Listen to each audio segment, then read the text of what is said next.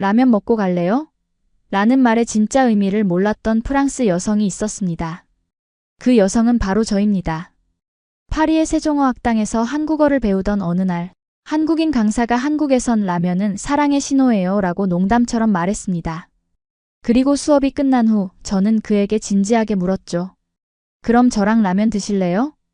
그 순간부터 저의 인생은 완전히 다른 방향으로 흘러갔습니다. 프랑스에서 시작된 작은 오해가 한국에서의 결혼, 새 아이의 출산, 그리고 새로운 정체성의 발견으로 이어지게 된 것입니다. 오늘 저는 여러분께 12년 동안 한국에서 살며 경험한 문화적 충돌, 언어의 벽, 그리고 그 모든 것을 넘어 찾은 진정한 정의 의미에 대해 이야기하려 합니다. 이것은 단순한 국제 결혼 이야기가 아닙니다. 언어 하나가 어떻게 한 사람의 인생을 완전히 바꿔놓을 수 있는지에 대한 놀라운 여정입니다. 이 이야기가 여러분께 작은 영감이 되길 바라며 시작하기 전에 구독과 좋아요, 알림 설정을 부탁드립니다. 모두가 꿈꾸는 도시 파리의 뒷골목, 그곳에서 저는 23살의 평범한 문학 전공 학생이었습니다. 언어를 사랑했고 새로운 세계를 탐험하는 것이 취미였죠. 그날도 평소처럼 대학 도서관에서 나와 생미셀거리를 걷고 있었습니다.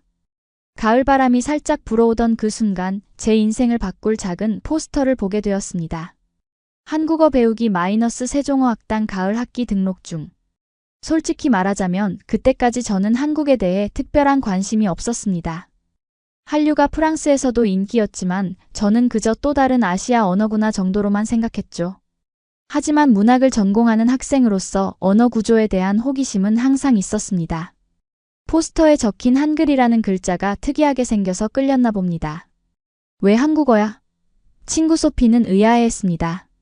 일본어나 중국어가 취업에 더 유리할 텐데. 그냥 재밌어 보여서. 제가 대답했습니다. 사실 그게 전부였어요. 특별한 이유도 계획도 없었습니다. 그저 새로운 언어를 배우고 싶었고 한글이 예뻐 보였을 뿐이었죠. 그리고 나중에 알게 된 사실이지만 프랑스에는 그때 이미 한류 열풍이 불고 있었습니다. 파리 6구의 작은 세종어학당에는 매 학기마다 빈자리를 찾기 힘들 정도로 인기가 많았죠. 하지만 저는 유행에 그다지 관심이 없는 사람이었습니다. 친구들이 케이팝을 들을 때도 저는 여전히 클래식 음악과 프랑스 샹송을 좋아했으니까요. 등록을 마치고 첫 수업날 저는 제 인생의 가장 중요한 만남을 하게 될 줄 몰랐습니다. 그저 새로운 언어를 배우는 재미로 가벼운 마음으로 수업에 참여했을 뿐이었으니까요. 안녕하세요, 여러분. 교실에 들어서자마자 들려온 밝고 활기찬 목소리. 그것이 바로 서준이었습니다. 저희 한국어 교사였죠. 그는 30대 초반으로 보였고 넓은 어깨와 따뜻한 미소를 가진 남자였습니다. 그의 프랑스어는 서툴렀지만 열정만큼은 누구보다 넘쳤습니다. 저는 서준입니다. 한국에서 온 임시 강사입니다. 여러분과 함께 한국어를 공부하게 되어 기쁩니다. 첫 수업은 한글 자음과 모음을 배우는 시간이었습니다. 그는 가나다라마 바사 하나하나를 정성스럽게 설명해 주었습니다. 저는 처음으로 한글이 얼마나 과학적이고 체계적인 문자인지 알게 되었죠. 한글은 세종대왕님이 만드신 문자예요. 한국인들이 쉽게 배울 수 있도록 말이죠. 서준의 설명을 들으며 저는 한글에 점점 매료되기 시작했습니다. 그리고 서준의 열정적인 가르침에도요. 매 수업마다 그는 한국 문화에 대한 재미있는 이야기를 들려주었습니다. 김치 담그는 법부터 한국의 사계절, 명절 풍습까지. 그의 이야기 속에서 한국은 점점 저에게 가깝게 다가왔습니다. 처음에는 서준을 그저 선생님으로만 생각했습니다. 사실 저는 처음부터 단단히 마음을 먹고 있었거든요. 절대로 한국 남자랑 사귀진 않을 거야. 그건 제가 아시아 남성에 대한 편견이 있어서가 아니라 단지 문화적 차이가 너무 클 것 같다는 생각 때문이었습니다. 그리고 솔직히 말해서 저는 늘 관계에 소극적인 사람이었거든요. 하지만 운명이란 건 참 재밌는 것 같습니다. 제가 그렇게 마음을 다졌는데도 매주 수업을 들으며 저는 점점 서준에게 관심을 갖게 되었습니다. 그의 웃음소리, 열정적으로 설명하는 모습, 학생들을 배려하는 마음. 모든 것이 매력적으로 느껴졌습니다.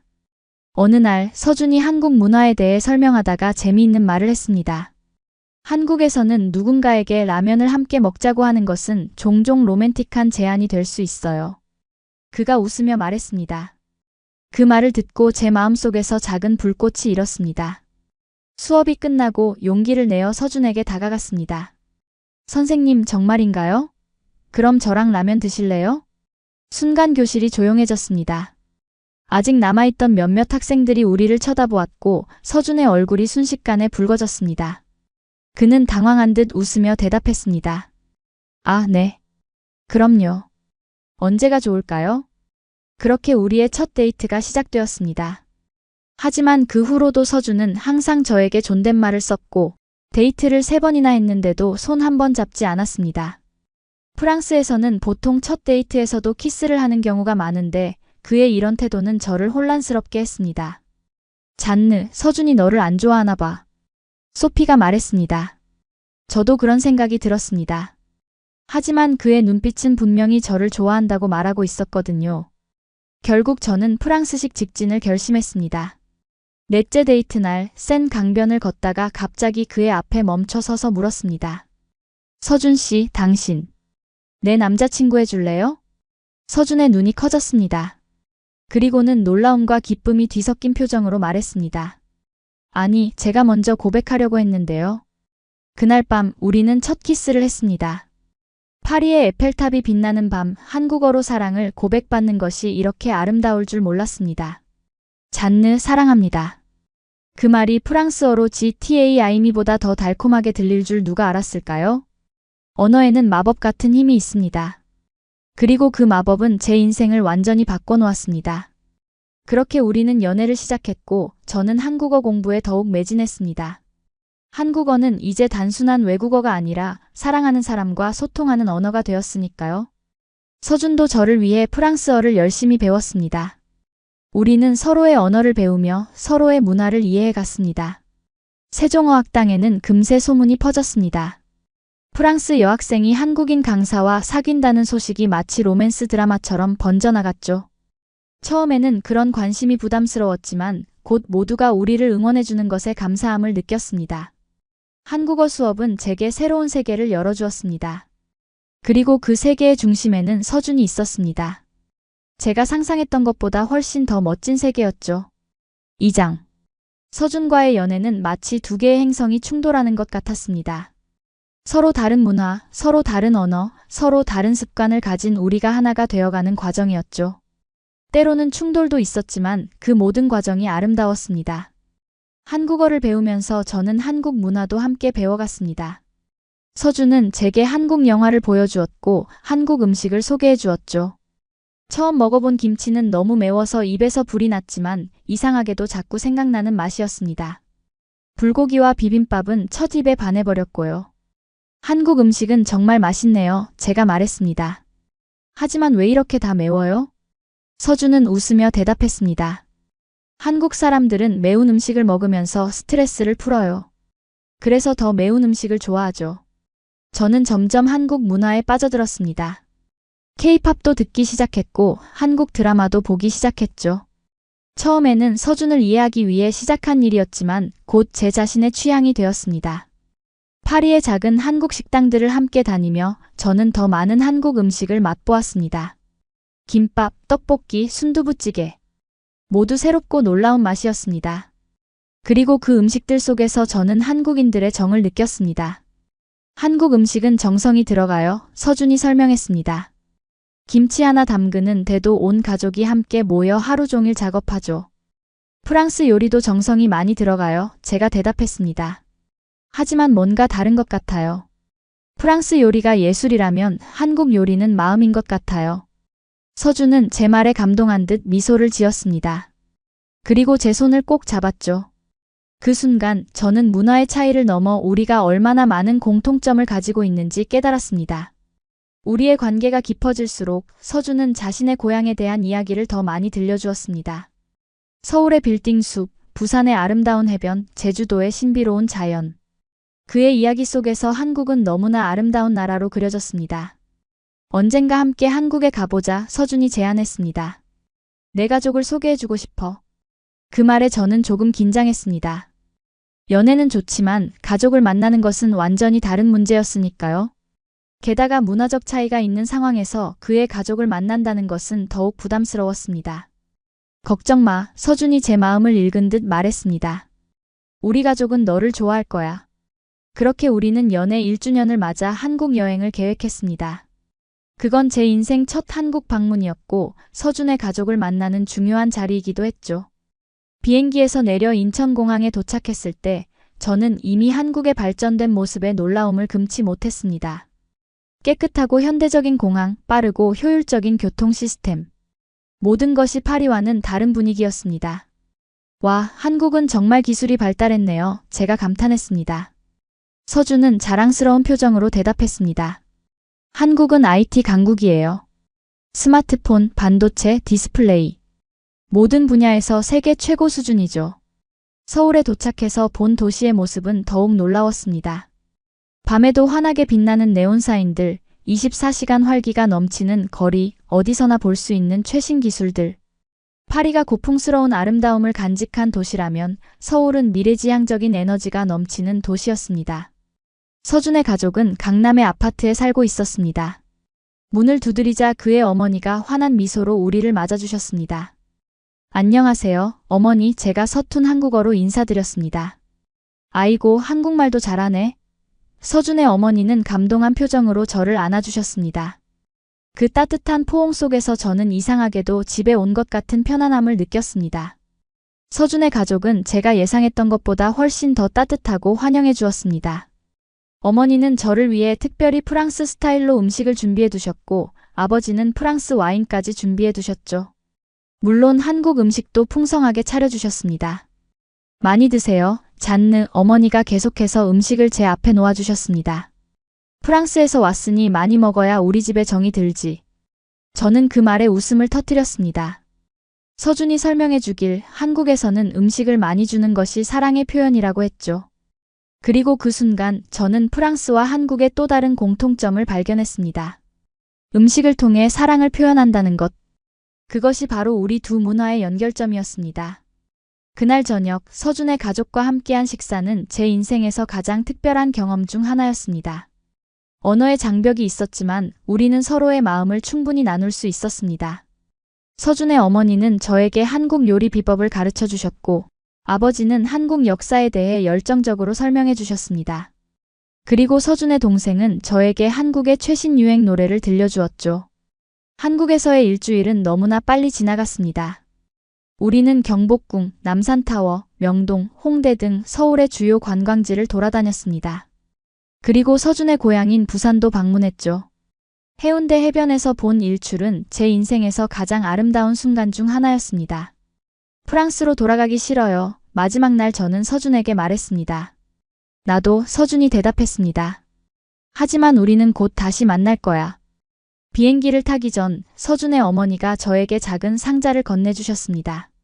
이건 우리 집의 오래된 보석이에요. 잔느가 가지고 있으면 좋겠어요. 상자를 열어보니 아름다운 비취 목걸이가 들어있었습니다. 한국 전통 보석이었죠. 어머니, 이건 너무 귀중한 것 같은데요. 제가 당황해서 말했습니다. 괜찮아요. 잔느는 이미 우리 집의 딸 같은 사람이에요. 어머니가 미소를 지으며 말씀하셨습니다. 그 말에 저는 눈물이 핑 돌았습니다. 한국에서 가족이라는 말을 처음으로 들었을 때 그 의미가 이렇게 깊게 다가올 줄 몰랐습니다. 프랑스에서 가족은 피로 이어진 사람들을 의미했습니다. 하지만 한국에서의 가족은 그 이상이었습니다. 정으로 맺어진 인연, 마음으로 이어진 관계였죠. 파리로 돌아온 후 저는 더욱 열심히 한국어를 공부했습니다. 이제 한국어는 단순한 외국어가 아니라 제 인생의 일부가 되었으니까요. 서준과의 관계도 더욱 깊어졌습니다. 우리는 서로의 문화를 이해하고 존중하며 그 차이를 즐기는 방법을 배웠습니다. 그리고 1년 후 서준이 제게 청혼했습니다. 에펠탑 아래 그는 무릎을 꿇고 프랑스어로 물었습니다. 결혼해 줄래요? 물론 저는 한국어로 대답했습니다. 네, 결혼하고 싶어요. 그렇게 우리의 새로운 여정이 시작되었습니다. 두 문화, 두 언어, 두 가족을 연결하는 특별한 여정이었죠. 결혼식은 파리와 서울에서 2번 열렸습니다. 파리에서는 노트르담 근처의 작은 성당에서 전통적인 프랑스식 결혼식을 올렸고 서울에서는 한옥마을에서 한국 전통 혼례를 치렀죠. 한국 전통 혼례는 제게 완전히 새로운 경험이었습니다. 무거운 화롯을 입고 화장을 짙게 하고 이마에는 뻣뻣한 족두리를 썼죠. 처음에는 불편했지만 그 의식의 아름다움과 의미에 점차 감동받았습니다. 특히 양가 부모님께 절을 올리는 순간 저는 이것이 단순한 예의가 아니라 깊은 존경과 감사의 표현임을 느꼈습니다. 이제 완전한 한국인이 된 것 같아요. 혼례를 마친 후 제가 말했습니다. 서준은 미소를 지으며 대답했습니다. 아니, 넌 항상 프랑스인이야. 그게 네가 특별한 이유고 내가 너를 사랑하는 이유야. 그 말에 저는 깊이 감동했습니다. 서준은 저에게 한국 문화를 강요하지 않았습니다. 오히려 저의 프랑스적인 부분을 존중해 주었죠. 그것이 바로 우리 관계의 균형점이었습니다. 결혼 후 우리는 잠시 파리에 정착했습니다. 서준은 세종어학당에서 계속 한국어를 가르쳤고 저는 프랑스 출판사에서 번역가로 일했죠. 우리의 작은 아파트는 한국과 프랑스 문화가 공존하는 특별한 공간이었습니다. 벽에는 한글로 쓰여진 시와 프랑스 명화가 함께 걸려 있었고 주방에는 김치와 프랑스 치즈가 나란히 보관되어 있었습니다. 결혼 1년 차 우리는 첫 아이를 갖게 되었습니다. 초음파 검사에서 의사가 말했습니다. 축하합니다. 여자아이예요. 우리는 너무 기뻐서 눈물을 흘렸습니다. 그리고 아이의 이름을 하나로 짓기로 했습니다. 한국어로 하나는 일이라는 의미도 있고 프랑스어 발음으로는 아나와 비슷해 프랑스인들도 부르기 쉬운 이름이었죠. 하나가 태어나면서 우리 가족의 언어 환경은 더욱 다양해졌습니다. 저는 하나에게 프랑스어로 말했고 서준은 한국어로 말했습니다. 하나는 놀랍게도 두 언어를 모두 자연스럽게 받아들였습니다. 18개월 때부터 엄마와 아빠, MAMAN과 파퍼를 구분해서 부르기 시작했죠. 하나는 정말 똑똑해요. 제가 자랑스럽게 말했습니다. 그럼 프랑스 엄마와 한국 아빠를 두었으니 당연히 똑똑하지. 서준이 농담을 던졌습니다. 하나가 2살이 되었을 때 우리는 중요한 결정을 내려야 했습니다. 서준의 계약이 끝나가고 있었고 세종어학당에서는 그를 한국으로 복귀시키려고 했습니다. 우리는 파리에 남을 것인지 아니면 한국으로 갈 것인지 선택해야 했죠. 한국에서 살아볼래? 어느 날 저녁 서준이 조심스럽게 물었습니다. 물론 네가 원하지 않으면 여기 남을 수도 있어. 내가 다른 일을 찾을게. 저는 잠시 생각했습니다. 파리는 제가 태어나고 자란 도시였고 가족과 친구들이 모두 이곳에 있었습니다. 하지만 한국도 이미 제 마음의 일부가 되었습니다. 그리고 무엇보다도 하나가 두 문화를 모두 경험하며 자라길 원했습니다. 한국에서 살아보고 싶어요. 제가 결정을 내렸습니다. 새로운 도전이 될 것 같아요. 그렇게 우리는 서울로 이주했습니다. 처음에는 모든 것이 낯설었습니다. 언어 장벽, 문화적 차이, 새로운 환경. 하지만 서준의 가족들이 큰 도움을 주었고 저도 점차 적응해 갔습니다. 서울의 강남에 있는 아파트에서 살기 시작했습니다. 처음에는 한국의 아파트 문화가 낯설었습니다. 프랑스의 오래된 건물들과는 달리 현대적인 시스템과 편의시설이 갖춰진 고층 아파트는 새로운 경험이었죠. 여기 정말 편리해요. 제가 감탄했습니다. 쓰레기 분리수거 시스템부터 경비실까지 모든 게 체계적이네요. 서준은 미소를 지으며 대답했습니다. 한국은 효율성을 중요하게 생각해. 모든 것이 빠르고 편리하게 설계되어 있지. 정착 초기에는 어려움도 많았습니다. 특히 언어 장벽이 가장 큰 문제였습니다. 비록 한국어를 몇 년간 공부했지만 실제 생활에서 쓰이는 한국어는 교재와는 달랐죠. 특히 택배기사님, 배달음식 주문, 병원 예약 등 일상적인 상황에서 의사소통에 어려움을 많이 겪었습니다. 하지만 놀라운 점은 한국 사람들의 친절함이었습니다. 제가 외국인이라는 것을 알면 대부분의 사람들은 천천히 말해주거나 영어로 설명하려고 노력했습니다. 그리고 이웃들은 항상 도움의 손길을 내밀어 주었죠. 특히 옆집 김할머니는 저에게 천사 같은 존재였습니다. 제가 한국 음식을 만드는 법을 모를 때 할머니는 직접 오셔서 김치찌개부터 된장찌개까지 가르쳐 주셨습니다. 그리고 종종 손수 만든 반찬을 들고 오셔서 하나에게 먹이기도 하셨죠. 프랑스에서는 이런 일이 없어요. 제가 서준에게 말했습니다. 이웃이 이렇게 가족처럼 챙겨주는 건 처음이에요. 서준은 웃으며 말했습니다. 이게 바로 한국의 정이야. 우리는 서로 돕고 나누는 걸 중요하게 생각하거든. 그 정이라는 단어는 프랑스어로 번역하기 어려웠습니다. 그건 단순한 친절함이나 사랑을 넘어선 더 깊고 따뜻한 감정이었습니다. 그리고 저는 점점 그 정의 의미를 이해하기 시작했습니다. 하나도 한국 생활에 빠르게 적응했습니다. 그녀는 한국의 어린이집에 다니기 시작했고 또래 아이들과 어울리며 한국어 실력이 급속도로 향상되었습니다. 때로는 저보다 더 유창한 한국어를 구사하기도 했죠.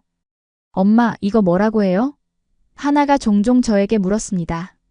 미안해, 엄마도 몰라. 아빠한테 물어볼까? 그럴 때마다 하나는 자랑스럽게 웃었습니다. 아이에게는 이런 이중 언어 환경이 자신감을 심어주는 요소가 되었던 것 같습니다. 한국에서의 생활이 2년째 접어들 무렵 저는 두 번째 아이를 임신하게 되었습니다. 이번에는 아들이었습니다. 우리는 그의 이름을 민석이라고 지었습니다. 한국적인 이름이지만 프랑스어 발음으로도 예쁘게 들리는 이름이었죠.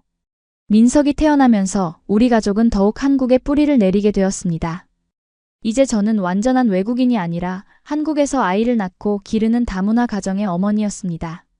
한국 정부에서는 다문화 가정을 위한 다양한 지원 프로그램을 제공했습니다. 한국어 교육부터 문화 적응 프로그램, 육아 지원까지. 저는 이런 프로그램들에 참여하면서 더 많은 외국인 어머니들을 만나게 되었습니다. 한국에서 아이 키우는 거 어때요? 베트남에서 온 린이 어느 날 물었습니다. 처음엔 어려웠지만 이제는 좋아요. 제가 대답했습니다.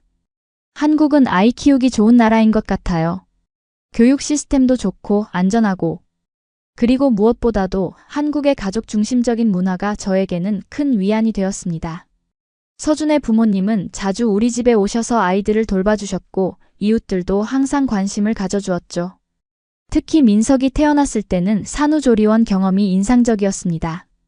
프랑스에는 없는 시스템이었죠. 전문적인 산모 관리와 신생아 케어가 함께 이루어지는 곳에서 2주간 지내면서 저는 한국의 출산 문화가 얼마나 발전되어 있는지 실감했습니다. 프랑스였으면 출산 후 우울감에 시달렸을 거예요. 제가 서준에게 말했습니다.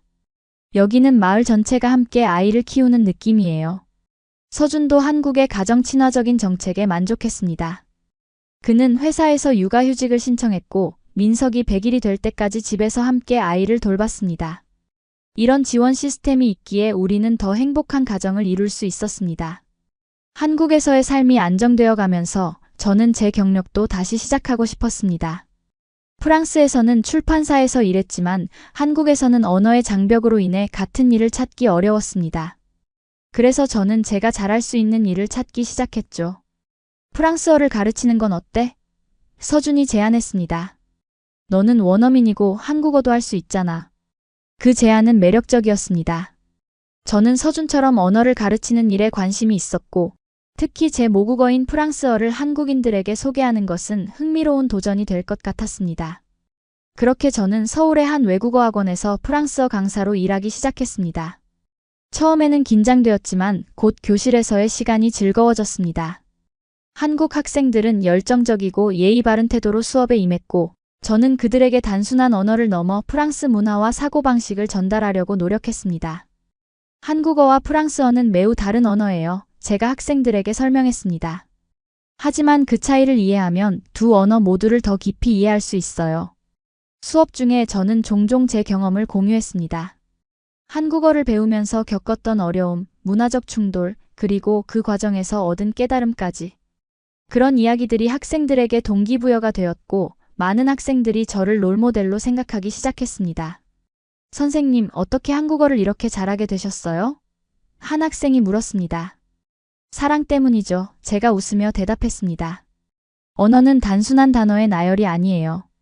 그 언어를 사용하는 사람들의 마음을 이해할 때 비로소 진짜 그 언어를 배울 수 있는 거예요. 그 말은 제 진심이었습니다. 한국어를 배우면서 저는 단순히 문법과 어휘를 넘어 한국인의 사고방식과 감정, 표현 방식을 이해하게 되었습니다. 그리고 그 과정에서 저 자신도 변화했죠. 일과 육아를 병행하는 것은 쉽지 않았지만 한국의 시스템은 그것을 가능하게 해주었습니다. 하나는 유치원에 다니기 시작했고 민석은 어린이집에 다녔습니다. 두 기관 모두 교육 수준이 높고 안전했으며 아이들의 발달에 맞춘 다양한 활동을 제공했죠. 프랑스의 유치원과는 많이 다르네요. 제가 서준에게 말했습니다. 여기는 더 체계적이고 교육적인 것 같아요. 서준은 고개를 끄덕였습니다. 한국은 교육을 매우 중요하게 생각해. 어릴 때부터 좋은 환경에서 교육받는 게 중요하다고 여기지. 그리고 실제로 하나와 민석은 유치원과 어린이집에서 많은 것을 배웠습니다. 한글은 물론이고 영어, 수학, 음악, 미술까지. 놀이를 통한 학습이 이루어졌고 아이들은 그 과정을 즐겼습니다. 특히 인상적이었던 것은 한국 교육의 공동체 의식이었습니다. 아이들은 어릴 때부터 우리라는 개념을 배우고 서로 돕고 함께 일하는 방법을 배웠습니다. 이는 프랑스의 개인주의적인 교육과는 대조적이었죠. 한국 교육의 장점을 프랑스 교육의 장점과 결합할 수 있다면 좋을 텐데 저는 종종 생각했습니다. 그리고 그것이 바로 제가 우리 아이들에게 제공하고 싶은 교육이었습니다. 두 문화의 장점을 모두 가진 교육. 우리 가족의 일상은 두 문화가 조화롭게 공존하는 모습이었습니다. 아침에는 프랑스식 크루아상과 한국식 미역국이 함께 식탁에 올랐고 저녁에는 김치찌개와 프랑스 치즈가 나란히 놓였습니다. 집에서는 한국어와 프랑스어가 자연스럽게 섞여 사용되었고 아이들은 두 언어를 모국어처럼 구사했습니다. 하지만 모든 것이 완벽했던 것은 아닙니다. 때로는 문화적 충돌도 있었고 서로의 가치관 차이로 인한 갈등도 있었습니다. 특히 교육 방식에 있어서는 의견 차이가 컸습니다. 서준은 한국의 교육열의 영향을 받아 아이들이 어릴 때부터 다양한 학습을 시키고 싶어 했습니다. 반면 저는 프랑스식 자유로운 교육을 선호했죠. 하나가 이제 겨우 5살인데 영어 학원까지 보내야 할까요? 제가 물었습니다. 한국에서는 보통 그렇게 해, 서준이 대답했습니다. 경쟁이 치열하니까 일찍부터 준비해야 해. 우리는 종종 이런 문제로 토론을 벌였습니다. 하지만 결국은 항상 타협점을 찾았죠. 하나는 영어 학원 대신 집에서 영어 동화책을 많이 읽기로 했고 대신 그녀가 좋아하는 발레 수업은 계속 듣기로 했습니다. 이런 과정을 통해 우리는 두 문화의 균형을 맞추는 법을 배웠습니다. 어느 한쪽에 치우치지 않고 양쪽의 좋은 점을 취하는 것. 그것이 우리 가족의 원칙이 되었습니다. 한국 생활 3년 차 우리에게 놀라운 소식이 찾아왔습니다. 저는 3번째 아이를 임신한 것이었습니다. 계획에 없던 임신이었지만 우리는 기뻤습니다. 3번째 아이라니 믿기지 않아요. 제가 서준에게 말했습니다. 프랑스에서는 보통 1명이나 2명만 낳는데 서준은 미소를 지으며 제 손을 잡았습니다. 셋째도 함께 키우자. 우리는 할 수 있어. 그의 자신감 있는 말에 저는 감동했습니다. 그리고 그 순간 제가 한국에서의 삶을 통해 얼마나 많이 변했는지 깨달았습니다. 프랑스에 있었다면 새 아이는 상상도 못했을 테지만 이제 저는 그것이 우리 가족에게 큰 축복이 될 것이라고 믿었습니다. 셋째가 태어났을 때 우리 주변의 모든 사람들이 축하해 주었습니다. 특히 이웃들은 음식을 가져다 주거나 아이를 돌봐주겠다고 자원했고 서준의 부모님은 서울로 이사를 오셔서 가까이에서 도움을 주셨습니다. 당신이 내 인생 최고의 결정이에요. 어느 날 저는 서준에게 한국어로 고백했습니다. 한국에서의 삶은 제게 새로운 가능성의 세계를 열어주었습니다. 그리고 그 중심에는 항상 가족과 사랑이 있었습니다. 언어를 통해 시작된 여정이 이렇게 풍요로운 삶으로 이어질 줄은 그 누구도 예상하지 못했을 것입니다. 셋째 아이 지호가 태어나면서 우리 가족은 더욱 완전해졌습니다.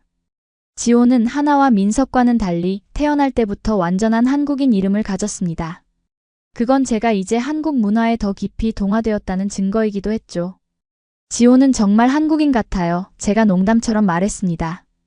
태어날 때부터 김치를 좋아할 것 같아요. 서준은 웃으며 대답했습니다. 프랑스 혈통도 있으니 치즈도 좋아하지 않을까? 실제로 지호가 이유식을 시작했을 때 제일 먼저 좋아한 음식은 김치죽이었습니다. 다른 아이들은 보통 매운 음식을 싫어하는데 지호는 태어날 때부터 매운맛에 적응된 것 같았죠. 하나와 민석도 한국 음식을 잘 먹었지만 지호는 특히 한국적인 입맛을 가졌습니다. 새 아이를 키우는 것은 쉽지 않았지만 한국의 가족 중심적인 문화 덕분에 큰 어려움 없이 적응할 수 있었습니다. 서준의 부모님은 자주 아이들을 봐주셨고 이웃들도 항상 도움의 손길을 내밀어 주었습니다. 특히 한국의 육아 인프라는 정말 인상적이었습니다. 아이 키우기 좋은 공원들, 키즈 카페, 가족 친화적인 식당들. 모든 것이 아이와 부모의 편의를 위해 설계된 것 같았습니다. 파리였다면 이렇게 아이 셋을 키우기 힘들었을 거예요. 제가 서준에게 말했습니다. 서준은 고개를 끄덕였습니다. 한국은 저출산 문제가 심각해서 정부에서도 육아 지원에 많은 신경을 쓰고 있어. 실제로 한국은 세계에서 가장 낮은 출산율을 기록하고 있었고, 이는 사회적으로 큰 문제가 되고 있었습니다. 그런 상황에서 새 아이를 키우는 우리 가족은 종종 주목을 받기도 했죠. 새 아이 엄마 맞아요? 슈퍼마켓에서 만난 할머니가 물었습니다. 요즘 보기 드문데 정말 대단해요. 그런 말을 들을 때마다 저는 뿌듯함을 느꼈습니다. 비록 외국인이지만 한국 사회에 작게나마 기여하고 있다는 생각이 들었으니까요. 한국 생활이 5년 차에 접어들면서 저는 한국 사회에 더욱 깊이 뿌리를 내리게 되었습니다. 한국어 실력이 향상되면서 저는 더 다양한 활동에 참여할 수 있게 되었습니다. 특히 다문화 가족을 위한 봉사활동에 적극적으로 참여했죠. 지역 도서관에서는 외국인들을 위한 한국어 동화 읽기 프로그램을 시작했습니다. 저는 제 경험을 바탕으로 한국어를 배우는 외국인들에게 도움을 주었습니다. 특히 어린아이를 둔 외국인 엄마들에게는 제 이야기가 큰 위로가 되었죠. 처음에는 저도 정말 힘들었어요. 제가 그들에게 말했습니다. 하지만 포기하지 않으면 언젠가는 한국이 제2의 고향처럼 느껴질 거예요. 그리고 실제로 이제 한국은 저에게 제2의 고향이 되었습니다. 파리의 거리가 그립기도 했지만 서울의 활기찬 에너지와 따뜻한 인간관계는 저에게 새로운 삶의 터전을 제공해 주었습니다. 우리 가족은 이제 한국의 영주권을 신청할 계획을 세웠습니다. 그것은 이곳에서의 삶이 일시적인 것이 아니라 영구적인 선택임을 의미했습니다. 정말 한국에서 계속 살고 싶어요? 서준이 한 번 더 확인했습니다. 네, 확실해요. 제가 대답했습니다. 여기서 우리 아이들이 두 문화를 모두 경험하며 자라길 원해요. 그리고 저도 이제 한국이 좋아요. 한국에서의 삶은 저에게 많은 변화를 가져왔습니다. 무엇보다도 제 가치관이 많이 바뀌었습니다. 프랑스에서는 개인의 자유와 독립성을 중요하게 생각했다면 이제는 가족과 공동체의 중요성을 더 깊이 이해하게 되었습니다. 또한 한국의 빨리빨리 문화도 저에게 영향을 주었습니다. 프랑스의 느긋한 라이프 스타일에 익숙했던 제가 이제는 효율성과 신속함을 추구하게 되었죠. 물론 아직도 적응하기 어려운 부분들이 있었습니다. 한국의 빠른 변화 속도, 치열한 경쟁 문화, 때로는 과도하게 느껴지는 집단주의. 그런 면들은 여전히 저에게 도전이었습니다. 하지만 그런 차이점들조차도 이제는 저에게 매력적으로 느껴졌습니다. 완벽한 나라는 없으며 모든 문화에는 장단점이 있다는 것을 이해하게 된 것이죠. 우리 가족은 매년 한 번씩 프랑스를 방문했습니다. 제 부모님과 형제들을 만나고 아이들이 프랑스 문화도 경험할 수 있게 하기 위해서였죠. 그리고 놀랍게도 제 부모님도 한국에 관심을 갖기 시작하셨습니다. 다음에는 우리가 한국에 방문할게, 어머니가 말씀하셨습니다. 손주들이 사는 곳을 보고 싶어. 그렇게 제 부모님도 한국을 방문하기 시작하셨고 한국 문화에 점점 매료되셨습니다. 특히 한국 음식과 예의 바른 문화에 깊은 인상을 받으셨죠. 설날에는 한복을 입고 세배를 하는 제 부모님의 모습을 담은 영상이 유튜브에 올라가 화제가 되기도 했습니다. 프랑스 할배 한복 입다라는 제목의 그 영상은 한국인들에게 큰 웃음과 감동을 선사했습니다. 이렇게 두 문화는 저희 가족을 통해 서로 연결되고 있었습니다. 한국 생활이 7년 차에 접어들면서 저는 큰 결심을 하게 되었습니다. 바로 한국 국적을 취득하는 것이었죠. 물론 프랑스 국적을 포기하는 것은 아니었습니다. 한국에서는 특별한 경우에 이중 국적을 허용하고 있었고 다문화 가정의 외국인 배우자가 바로 그 경우 중 하나였습니다. 정말 한국 국적을 취득하고 싶어요? 서준이 놀라워했습니다. 그건 큰 결정인데. 네, 확실해요. 제가 대답했습니다. 이제 한국은 제 삶의 중심이에요. 그리고 아이들도 여기서 자라고 있잖아요. 저도 완전한 한국인이 되고 싶어요. 국적 취득 과정은 쉽지 않았습니다. 많은 서류와 인터뷰, 그리고 한국어 능력 시험까지. 하지만 저는 모든 과정을 성실히 준비했고 마침내 한국 국적을 취득하게 되었습니다. 국적증을 받던 날 저는 감격의 눈물을 흘렸습니다. 그것은 단순한 법적 지위의 변화가 아니라 제 정체성의 확장이었습니다. 이제 저는 프랑스인이자 한국인이었습니다. 두 문화, 두 정체성을 모두 가진 사람. 축하해요. 이제 당신은 진짜 한국인이에요. 서준이 저를 껴안으며 말했습니다. 국적 취득 후 저는 지역신문이 인터뷰 요청을 받았습니다. 다문화 가정 특집 기사를 준비 중이었고 새 아이를 키우며 한국 국적까지 취득한 프랑스 출신 어머니의 이야기는 그들에게 흥미로운 주제였습니다. 인터뷰 마지막에 기자가 물었습니다. 왜 한국에 남기로 하셨습니까? 그 질문에 저는 잠시 생각에 잠겼습니다. 수많은 이유가 있었지만 가장 핵심적인 이유는 무엇일까? 그리고 저는 마음속에서 우러나오는 대답을 했습니다. 한국 생활이 8년 차에 접어들면서 우리 가족의 모습도 많이 변화했습니다. 하나는 초등학교 고학년이 되었고 민석은 초등학교 저학년, 지호는 유치원에 다니기 시작했습니다. 세 아이 모두 한국과 프랑스 문화를 자연스럽게 받아들이며 성장했고 이중 언어를 사용하는데 전혀 어려움이 없었습니다. 특히 하나는 이제 자신의 정체성에 대해 질문하기 시작했습니다. 어느 날 학교에서 돌아온 하나가 진지한 표정으로 물었습니다. 엄마, 저는 한국인이에요. 프랑스인이에요? 그 질문에 저는 잠시 생각에 잠겼습니다. 아이에게 어떻게 설명해야 할지 고민했죠. 하나야, 넌 둘 다야, 제가 대답했습니다. 프랑스의 혈통을 가졌지만 한국에서 자라고 있어. 그건 약점이 아니라 강점이야. 넌 두 가지 문화, 두 가지 언어, 두 가지 시각을 가질 수 있으니까. 하나는 고개를 끄덕였지만 완전히 이해한 것 같지는 않았습니다. 그리고 얼마 후 그녀는 학교에서 있었던 일을 이야기해 주었습니다. 오늘 친구가 제가 완전한 한국인이 아니라고 놀렸어요. 그 말에 저는 마음이 아팠습니다. 다문화 가정의 아이들이 겪는 정체성의 혼란과 사회적 편견은 항상 저의 걱정거리였습니다. 하지만 이제 그것이 현실로 다가온 것이었죠. 친구가 그렇게 말했을 때 어떻게 느꼈어? 제가 물었습니다. 하나는 잠시 생각하더니 대답했습니다. 처음에는 슬펐어요. 하지만 그 다음에는 제가 특별하다고 생각했어요. 저는 한국어도 할 수 있고 프랑스어도 할 수 있으니까요. 그 친구는 한국어밖에 못해요. 그 대답에 저는 감동했습니다. 하나는 이미 자신의 정체성에 자부심을 갖기 시작하고 있었습니다. 그리고 그것은 우리가 아이들에게 심어주고 싶었던 가치관이었습니다.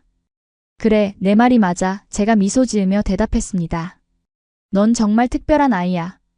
두 문화를 모두 가진다는 건 정말 큰 선물이란다. 민석과 지호도 비슷한 경험을 하게 될 것입니다.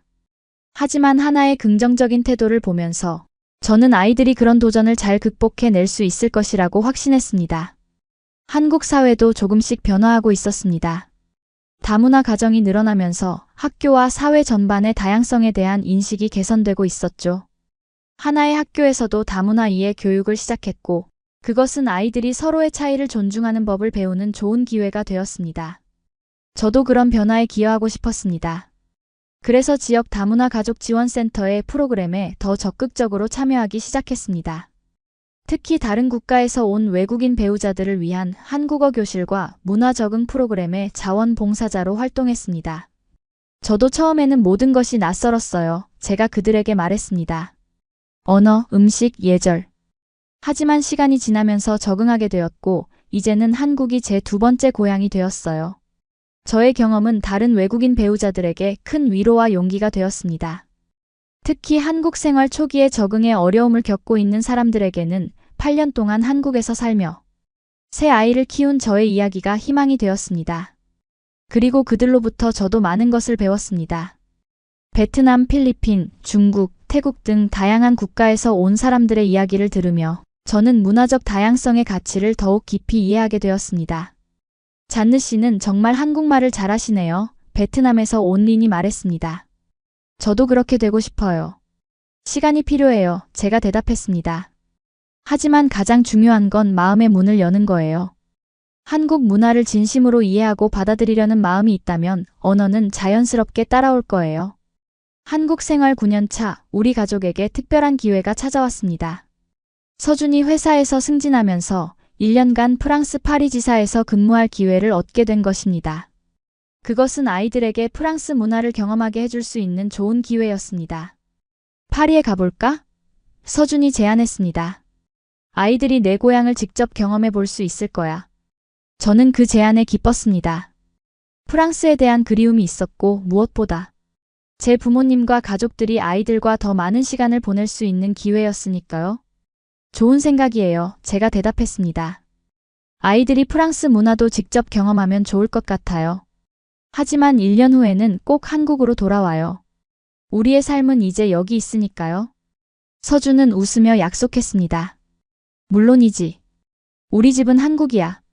그렇게 우리 가족은 1년간 파리로 떠나게 되었습니다. 하나는 10살, 민석은 7살, 지호는 5살이었습니다. 세 아이 모두 프랑스어를 할 수 있었지만 실제로 프랑스에서 생활하는 것은 처음이었죠. 파리에 도착했을 때 저는 묘한 감정에 사로잡혔습니다.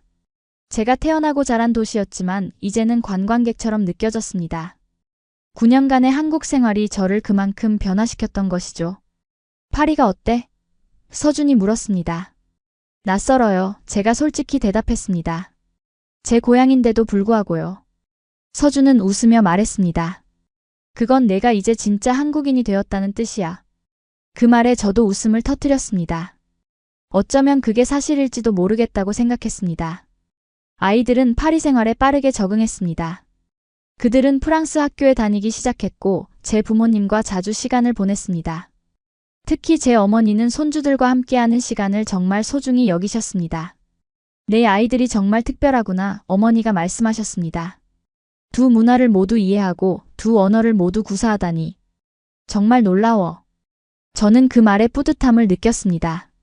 비록 한국에서의 삶이 때로는 어려웠지만 그것이 아이들에게는 큰 선물이 되었다는 것을 다시 한번 확인할 수 있었습니다. 파리에서의 1년은 우리 가족에게 특별한 경험이 되었습니다. 아이들은 프랑스 문화를 직접 체험하며 자신의 프랑스적인 정체성을 더 깊이 이해하게 되었고, 서준도 프랑스어 실력을 향상시키며 프랑스 문화에 더 가까워졌습니다. 하지만 1년이 지나고 한국으로 돌아갈 시간이 되었을 때 우리 모두는 기뻤습니다. 파리에서의 시간은 소중했지만 이제 우리의 집은 확실히 한국이었습니다. 한국이 그리워요. 비행기를 타기 전 하나가 말했습니다. 우리 집, 친구들, 그리고 김치찌개. 그 말에 저는 미소를 지었습니다. 하나는 이제 완전한 한국인이 되어 있었습니다. 적어도 그녀의 마음속에서는요. 한국으로 돌아온 우리는 새로운 출발을 하게 되었습니다. 서준은 파리 지사에서의 경험을 바탕으로 회사에서 더 중요한 직책을 맡게 되었고, 저는 다문화 가정 지원 활동을 더욱 확대하기로 결심했습니다. 특히 프랑스에서의 1년 동안 저는 한국의 다문화 정책과 프랑스의 다문화 정책을 비교 연구할 기회를 가졌습니다. 그리고 그 경험을 바탕으로 한국의 다문화 정책이 더 발전할 수 있는 방안을 제안하고 싶었습니다. 한국 생활이 10년 차에 접어들면서 저는 중요한 결정을 내리게 되었습니다. 바로 한국 국적을 취득하는 것이었죠. 물론 프랑스 국적을 포기하는 것은 아니었습니다. 한국에서는 특별한 경우에 이중 국적을 허용하고 있었고, 다문화 가정의 외국인 배우자가 바로 그 경우 중 하나였습니다. 정말 한국 국적을 취득하고 싶어요? 서준이 놀라워했습니다. 그건 큰 결정인데. 네, 확실해요. 제가 대답했습니다. 이제 한국은 제 삶의 중심이에요. 그리고 아이들도 여기서 자라고 있잖아요.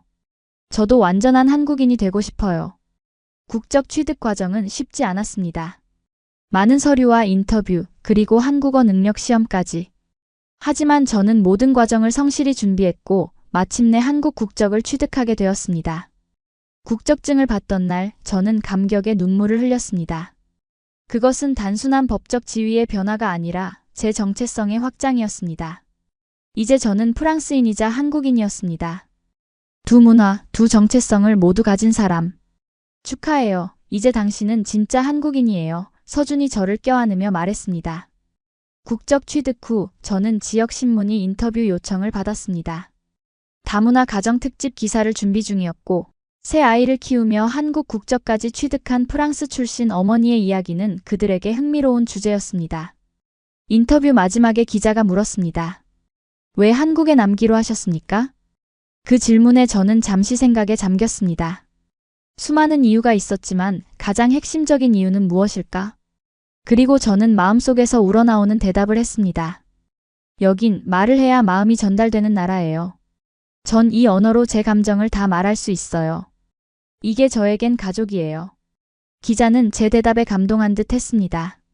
그리고 그 인터뷰는 언어로 시작된 사랑, 가족으로 완성된 인연이라는 제목으로 신문에 실렸습니다. 인터뷰가 나간 후 저는 많은 관심을 받게 되었습니다. 특히 다문화 가정 지원 단체들에서 강연 요청이 왔고, 외국인을 위한 한국어 교육 프로그램에도 참여해달라는 제안을 받았습니다. 저는 그런 기회들을 통해 제 경험을 나누는 것이 의미 있다고 생각했습니다. 한국에서 적응하는데 어려움을 겪고 있는 다른 외국인들에게 도움이 될 수 있다면 그것은 제가 할 수 있는 작은 기여였습니다. 제가 처음 한국에 왔을 때 정말 많은 것들이 낯설었어요. 강연에서 저는 말했습니다. 음식, 언어, 문화. 모든 것이 달랐죠. 하지만 시간이 지나면서 그 다름이 오히려 매력으로 다가왔어요. 그리고 무엇보다 중요한 건 한국 사람들의 따뜻한 마음이었어요. 강연을 듣던 한 베트남 출신 여성이 질문했습니다. 한국어가 너무 어려워요. 어떻게 하면 잘 배울 수 있을까요? 언어는 머리로만 배우는 것이 아니에요. 제가 대답했습니다. 마음으로 배워야 해요. 한국인들과 진심으로 소통하고 싶다는 마음이 있다면 언어는 자연스럽게 따라올 거예요. 그렇게 저는 다른 외국인들에게 제 경험을 나누며 그들이 한국에서 더 행복한 삶을 찾을 수 있도록 도왔습니다. 그 과정에서 저 자신도 더 성장했고 제가 얼마나 많은 변화를 겪었는지 깨달았습니다. 우리 세 아이들은 이제 모두 학교에 다니고 있었습니다. 하나는 중학교에 입학했고 민석은 초등학교 고학년, 지호는 초등학교 저학년이었습니다. 그들은 모두 한국어와 프랑스어를 완벽하게 구사했으며 영어도 학교에서 배우고 있었죠. 우리 아이들은 정말 글로벌 시민이네요. 제가 서준에게 말했습니다. 서준은 미소를 지으며 대답했습니다. 그래, 그들은 두세 개의 장점을 모두 가지고 있어. 그게 너무 자랑스러워. 아이들은 두 문화 사이에서 자라면서 자연스럽게 문화적 다양성을 받아들이고 존중하는 법을 배웠습니다. 그들에게는 피부색이나 출신 국가의 차이는 중요하지 않았고 모든 사람이 동등하다는 가치관이 자연스럽게 형성되었죠. 한국 생활 11년 차, 우리 가족에게 또 다른 기회가 찾아왔습니다. 서준이 회사에서 중요한 프로젝트를 맡게 되면서 우리는 서울에서 지방 도시로 이사를 가게 되었습니다. 새로운 환경, 새로운 학교, 새로운 이웃. 그것은 우리 가족에게 또 다른 도전이었습니다. 처음에는 아이들이 걱정됐습니다. 특히 중학생이 된 하나는 친구들과 헤어지는 것을 힘들어했습니다. 하지만 우리는 가족 회의를 열어 모두의 의견을 듣고 이 변화가 새로운 기회가 될 수 있다고 설득했습니다. 새로운 도시에서 새로운 친구들을 사귀게 될 거야, 제가 하나에게 말했습니다. 그리고 서울과는 다른 한국의 모습을 볼 수 있을 거야. 그건 내 시야를 더 넓혀줄 거야. 하나는 아직 확신이 서지 않는 표정이었지만 결국 가족의 결정을 존중해 주었습니다. 지방 도시로의 이사는 저에게도 새로운 경험이었습니다. 서울은 국제적인 도시로 외국인을 많이 볼 수 있었지만 지방 도시는 좀 더 전통적인 한국의 모습을 간직하고 있었습니다. 처음에는 제가 더 눈에 띄었고 사람들의 호기심 어린 시선을 많이 받았습니다. 프랑스에서 오셨어요? 와, 대단하세요. 슈퍼마켓에서 만난 아주머니가 말했습니다. 네, 하지만 이제 한국인이 되었어요. 제가 웃으며 대답했습니다. 그런 대화는 종종 이어졌고 저는 그것을 통해 더 많은 사람들과 소통하게 되었습니다. 사람들은 제가 한국어를 유창하게 하는 것에 놀라워했고 새 아이를 키우는 것에 감탄했습니다. 요즘은 한국 사람들도 아이를 하나만 낳는데 외국인이 셋이나 낳다니 대단해요. 이웃집 할머니가 말씀하셨습니다. 그런 말을 들을 때마다 저는 한국의 저출산 문제를 다시 생각하게 되었습니다. 한국은 세계에서 가장 낮은 출산율을 기록하고 있었고 이는 사회적으로 큰 문제가 되고 있었습니다. 이런 상황에서 새 아이를 키우는 우리 가족은 종종 애국자 가족이라는 농담 섞인 칭찬을 받기도 했습니다. 아이들도 새로운 환경에 점차 적응해 갔습니다. 하나는 새 학교에서 좋은 친구들을 사귀었고 민석과 지호도 지역사회 활동에 참여하며 즐겁게 지냈습니다. 특히 이 도시의 좀 더 여유로운 라이프 스타일은 아이들에게 더 많은 놀이와 탐험의 기회를 제공했습니다. 서울보다 여기가 더 좋아요. 어느 날 민석이 말했습니다. 공기도 깨끗하고 산과 강도 가까워서 주말마다 놀러 갈 수 있어요. 그 말에 저는 안도했습니다. 아이들이 이 변화를 긍정적으로 받아들이고 있다는 것이 기뻤습니다. 지방 도시에서의 생활은 우리 가족에게 또 다른 차원의 한국 경험을 선사했습니다. 서울의 현대적이고 국제적인 분위기와는 달리 이곳에서는 좀 더 전통적인 한국 문화를 경험할 수 있었습니다. 지역 축제, 전통시장, 그리고 마을 공동체 활동까지. 그것은 우리 가족, 특히 아이들에게 소중한 경험이 되었습니다. 한국 생활 12년 차, 저는 새로운 도전을 시작하게 되었습니다. 지역 대학에서 프랑스어와 프랑스 문화를 가르쳐 달라는 제안을 받게 된 것입니다. 비록 정식 교수는 아니었지만 시간제 강사로서 제 경험과 지식을 학생들과 나눌 수 있는 기회였습니다. 하면 좋을 것 같아요. 서준이 제안을 듣고 말했습니다. 당신은 프랑스와 한국 문화를 모두 깊이 이해하고 있잖아. 그건 학생들에게 정말 귀중한 경험이 될 거야. 그래서 저는 대학 강단에 서게 되었습니다. 처음에는 긴장했지만 곧 학생들과 소통하는 즐거움을 발견했습니다. 특히 단순한 언어 교육을 넘어 프랑스 문화와 한국 문화를 비교하며 학생들에게 새로운 시각을 제공할 수 있었습니다. 프랑스인들은 왜 점심시간이 2시간이나 되나요? 한 학생이 물었습니다. 그건 식사 자체보다 대화와 교류를 중요하게 생각하기 때문이에요. 제가 설명했습니다. 프랑스에서 식사는 단순히 배를 채우는 행위가 아니라 사회적 관계를 유지하고 심화시키는 시간이에요. 그런 문화적 차이와 유사점에 대한 토론은 수업을 더욱 풍요롭게 만들었고 학생들은 단순한 언어 학습을 넘어 글로벌 시민으로서의 역량을 키워갔습니다. 대학에서의 강의 활동 외에도 저는 지역 다문화센터에서 봉사활동을 계속했습니다. 특히 이 지방 도시에는 서울보다 더 많은 농촌 지역 다문화 가정이 있었고 그들은 종종 더 많은 어려움에 직면해 있었습니다. 잔느 씨가 저희 센터에 오신 것은 정말 큰 도움이에요. 센터장님이 말했습니다. 특히 오랫동안 한국에서 살아오신 경험이 다른 결혼 이민자들에게 큰 용기를 줍니다. 그곳에서 저는 다양한 국가에서 온 여성들과 만났습니다. 베트남, 필리핀, 캄보디아, 중국 등. 그들의 이야기를 들으며 저는 제가 얼마나 운이 좋았는지 깨달았습니다. 저와 서준은 서로를 사랑하고 존중하는 관계였지만 많은 결혼 이민자 여성들은 그렇지 못한 상황에 처해 있었습니다. 남편이 제 음식을 무시해요. 베트남에서 온 타오가 말했습니다. 항상 한국 음식만 해달라고 해요. 시어머니가 제 아이에게 한국어만 가르치라고 해요. 필리핀에서 온 마리아가 말했습니다. 하지만 저는 제 모국어도 알려주고 싶어요. 그런 이야기들을 들으며 저는 다문화 가정 내에서의 상호 존중과 이해의 중요성을 다시 한번 느꼈습니다. 그리고 그런 가치를 널리 알리기 위해 저는 지역 신문에 다문화 가정에 관한 칼럼을 쓰기 시작했습니다. 다양성은 약점이 아닌 강점이다라는 제목의 첫 칼럼에서 저는 이렇게 썼습니다. 다문화 가정의 아이들은 두세 개의 장점을 모두 가질 수 있습니다. 그들은 어릴 때부터 다양한 시각으로 세상을 바라보는 법을 배우고 자연스럽게 이중 언어를 구사하게 됩니다. 이런 능력은 미래 사회에서 큰 자산이 될 것입니다. 하지만 이런 잠재력을 발휘하기 위해서는 가정 내에서의 상호 존중과 이해가 필수적입니다. 한국인 배우자는 외국인 배우자의 문화와 언어를 존중해야 하고 외국인 배우자는 한국 문화에 적응하려는 노력을 기울여야 합니다. 이런 균형 속에서 진정한 다문화 가정의 가치가 꽃피울 수 있습니다. 이 칼럼은 지역사회에서 생각보다 큰 반향을 불러일으켰습니다. 많은 독자들이 공감의 메시지를 보내왔고 다문화 가정뿐만 아니라 한국인 가정에서도 긍정적인 반응이 이어졌습니다.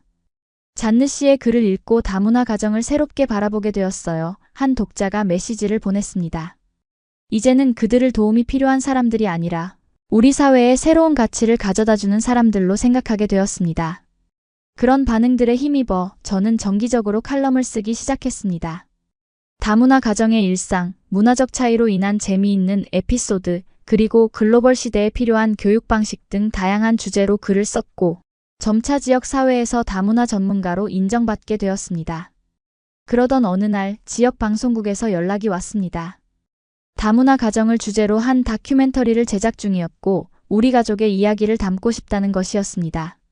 12년 동안 한국에서 새 아이를 키우며 살아온 프랑스 출신 어머니의 이야기가 많은 시청자들에게 영감을 줄 수 있을 것 같습니다. 제작 PD가 말했습니다. 저는 서준과 아이들과 상의한 후 출연을 결정했습니다. 우리의 경험이 다른 다문화 가정들에게 도움이 될 수 있다면 그것은 의미 있는 일이라고 생각했습니다. 다큐멘터리 촬영은 우리 가족의 일상을 자연스럽게 담는 방식으로 진행되었습니다. 아침 식사 시간부터 아이들의 학교 생활, 저의 대학 강의, 서준의 직장 생활까지 우리의 평범한 일상이 카메라에 담겼습니다. 특히 인상적이었던 것은 우리 가족의 언어 사용 방식이었습니다. 집에서 저는 아이들에게 프랑스어로 말하고 서준은 한국어로 말했습니다. 하지만 아이들은 종종 두 언어를 섞어서 사용했고 그것은 가족만의 독특한 소통 방식이 되었습니다. 이런 언어 환경이 아이들에게 어떤 영향을 주었다고 생각하세요? PD가 인터뷰 중에 물었습니다. 아이들은 어릴 때부터 두 가지 언어와 문화 사이를 자유롭게 오가는 법을 배웠어요. 제가 대답했습니다. 그것은 단순한 언어 능력을 넘어 유연한 사고방식과 열린 마음을 갖게 해주었다고 생각합니다. 우리 아이들은 이것 아니면 저것이라는 이분법적 사고보다 이것도 저것도라는 포용적 사고를 자연스럽게 발전시켰어요. 서준도 자신의 생각을 덧붙였습니다. 처음에는 아이들이 정체성 혼란을 겪을까 걱정했어요. 하지만 지금 생각해보면 그런 걱정은 필요 없었어요. 오히려 다양한 경험과 시각이 아이들에게 더 넓은 세계를 보여주었다고 생각합니다. 다큐멘터리는 우리 가족의 일상뿐만 아니라 우리가 겪었던 어려움과 그것을 극복한 방법도 솔직하게 다루었습니다. 문화적 충돌, 언어적 오해, 그리고 사회적 편견까지. 그 모든 것을 있는 그대로 보여주면서도 그것을 극복한 우리 가족의 강인함과 사랑을 담아냈습니다. 다문화 가정의 가장 큰 도전은 무엇이었나요? PD가 질문했습니다. 저는 잠시 생각한 후 대답했습니다. 가장 큰 도전은 다름을 인정하는 것이었어요. 서로 다른 문화적 배경에서 자란 사람들이 함께 살다 보면 작은 차이들이 갈등으로 이어질 수 있습니다. 하지만 우리는 그런 차이를 인정하고 존중하는 법을 배웠어요. 그리고 그것이 바로 우리 가족의 강점이 되었죠. 다큐멘터리가 방영된 후 우리 가족은 예상치 못한 관심을 받게 되었습니다. 많은 시청자들이 우리의 이야기에 감동했고 특히 다문화 가정의 부모들은 큰 위로와 용기를 얻었다는 메시지를 보내왔습니다. 잔느 씨의 이야기를 듣고 희망을 얻었습니다. 한 시청자가 메시지를 보냈습니다. 저도 중국에서 한국으로 시집 왔는데 때로는 정말 힘들었어요. 하지만 잔느 씨의 가족을 보면서 저희 가족도 행복할 수 있다는 믿음을 갖게 되었습니다. 다큐멘터리 방영 이후 저는 더 많은 강연과 인터뷰 요청을 받게 되었습니다. 학교, 지역단체, 그리고 다문화 센터 등에서 제 경험을 나눠달라는 요청이 이어졌고 저는 그런 기회를 통해 더 많은 사람들과 소통하게 되었습니다. 특히 인상적이었던 것은 제가 전국 다문화 가족 정책 포럼의 패널로 초청받은 일이었습니다. 그곳에서 저는 다문화 가정의 실제 경험을 바탕으로 정책 개선 방안에 대한 제안을 할 수 있었습니다. 다문화 가정 지원 정책이 단순히 적응에 초점을 맞추기보다 상호 존중과 문화적 다양성, 인정에 중점을 두어야 합니다. 제가 포럼에서 말했습니다. 외국인 배우자가 한국 사회에 적응하도록 돕는 것도 중요하지만 그들의 문화적 배경과 정체성을 존중하고 가치 있게 여기는 사회적 인식 변화도 필요합니다. 그런 발언은 많은 정책 입안자들에게 새로운 시각을 제공했고 실제 정책 변화에 작은 영향을 미치기도 했습니다. 이런 활동을 통해 저는 더 이상 단순한 외국인 며느리가 아닌 한국 사회에 기여하는 적극적인 시민으로서의 정체성을 확립해 갔습니다. 한국 생활 12년 차 우리 가족에게 또 다른 기쁜 소식이 찾아왔습니다. 하나가 전국 영어 말하기 대회에서 대상을 수상한 것입니다. 그녀는 다문화 가정의 경험을 바탕으로 다양성이 가져다주는 강점이라는 주제로 연설을 했고 심사위원들은 그녀의 진실된 이야기와 유창한 영어 실력에 감동했습니다. 엄마, 저 상 받았어요. 하나가 경기장에서 뛰어나오며 외쳤습니다. 저는 그녀를 꼭 안아주며 축하했습니다. 정말 자랑스러워, 하나야. 네가 내 이야기를 당당하게 말할 수 있다는 게 정말 기쁘구나. 하나의 수상 소식은 지역 신문에도 실렸고 그녀는 다문화 가정의 자랑으로 소개되었습니다. 이런 경험은 하나에게 큰 자신감을 심어주었고 그녀는 점점 더 자신의 다문화적 배경을 자랑스럽게 여기게 되었습니다. 민석과 지호도 각자의 분야에서 성장하고 있었습니다. 민석은 과학에 관심이 많았고 지호는 음악적 재능을 보이기 시작했습니다. 세 아이 모두 한국과 프랑스 문화의 장점을 자연스럽게 흡수하며 글로벌 시민으로 성장해가고 있었습니다. 그렇게 12년간의 한국 생활은 저와 우리 가족에게 수많은 도전과 기회, 그리고 성장의 시간을 선물해 주었습니다. 처음 한국에 왔을 때만 해도 이렇게 깊이 한국 사회에 뿌리내리게 될 줄은 상상도 못했습니다. 하지만 지금의 저는 한국을 제2의 고향으로 여기고 있고 이곳에서 제 아이들과 함께 행복한 삶을 살고 있습니다. 한국 생활 12년 차를 맞이하면서 저는 그동안의 여정을 돌아보게 되었습니다. 파리의 세종어학당에서 시작된 이 여정은 이제는 제 인생의 가장 중요한 부분이 되어 있었습니다. 한국어를 배우러 갔던 그 순간이 제 인생을 이렇게 바꿔놓을 줄은 상상도 못했습니다. 당신, 우리가 만난 지 벌써 13년이 되었네요. 어느 저녁 식사 자리에서 제가 서준에게 말했습니다. 서준은 미소를 지으며 제 손을 잡았습니다. 그래, 시간이 정말 빨리 흐르는 것 같아. 하지만 너와 함께한 모든 순간이 소중해. 그 말에 저는 마음이 따뜻해졌습니다.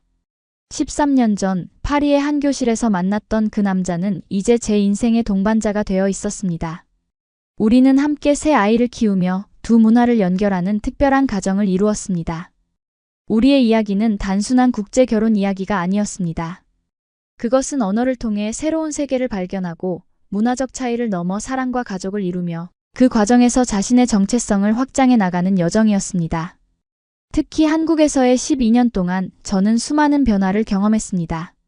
처음에는 모든 것이 낯설고 어려웠지만 점차 한국 문화를 이해하고 받아들이면서 저는 더 풍요로운 삶을 살게 되었습니다. 한국의 가족 중심 문화, 정의 깊이, 그리고 배려와 존중의 정신은 제 삶의 중요한 가치가 되었습니다.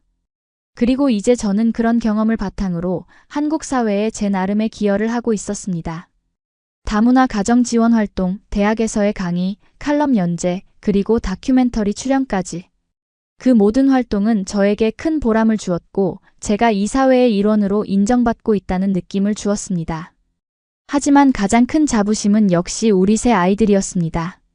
하나는 이제 중학교 3학년이 되어 자신의 꿈을 찾아가고 있었고 민석은 초등학교 6학년으로 곧 중학생이 될 준비를 하고 있었습니다.